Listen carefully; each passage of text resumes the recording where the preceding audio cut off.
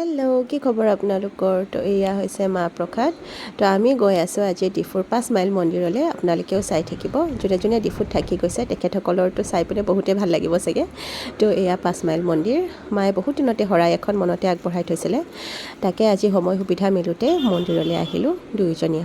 মাক আকৌ মই স্কুটিত বহুৱাই আনিবলৈ বৰ ভয় লাগে পেলাওঁ বুলি, সেইটো কাৰণে মা আৰু মই ওলাই আহিলে সদায় অট'তে অহা হয়।